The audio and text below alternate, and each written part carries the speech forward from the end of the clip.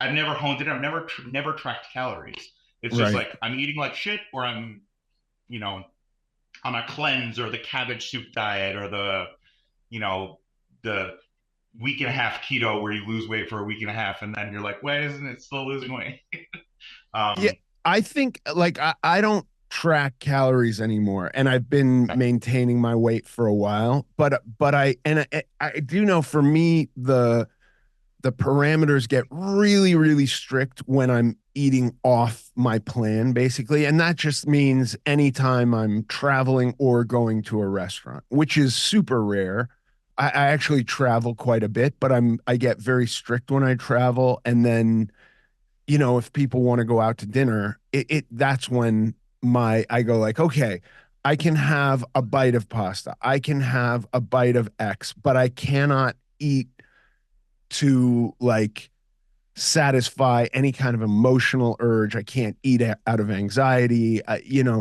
Um, but I but having said that, I do think that tracking calories can be interesting because you can get a real sense of like where you're getting the most bang for your buck. Like chicken, boneless skinless chicken breast, you can get a lot of that for, especially if you have like protein requirements. When you get into like chicken thighs, the protein is less, the fat is higher. So calorically, it's so much more dense.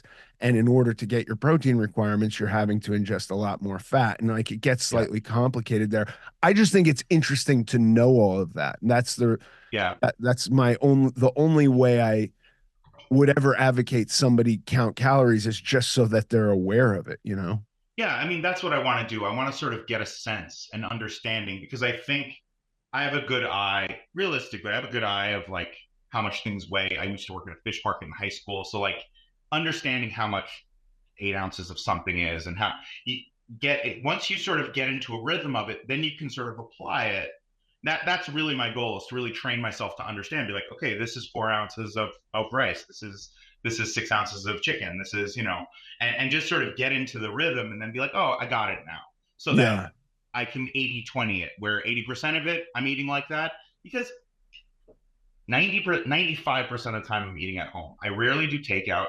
I rarely go to restaurants, and if it is, I'm not gonna, I mean, I'm also not strict yet, and we'll see how my progress goes once I'm actually doing it, and how I feel then, because I may be like, this is the best thing ever, I'm not going to deviate.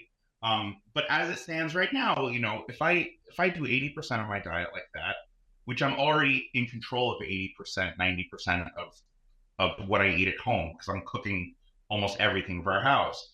So I feel like it'll get me into a good habit of really sort of understanding, and then having a bit more of a free hand, and then seeing how that affects me, because I've just literally never counted calories. Yeah. So Yeah, it can be super tedious. Like and yeah, I started doing that before I think I was aware of apps that kind of helped you out, like where you typed it in and it did it. And I would sit there doing math, and I was also trying to track calories and macronutrients. And so the math was just crazy, and I would like write everything out and get my figures, and then like double check my work and get a different figure and wonder like where did this fall apart. I wasn't great in math at school.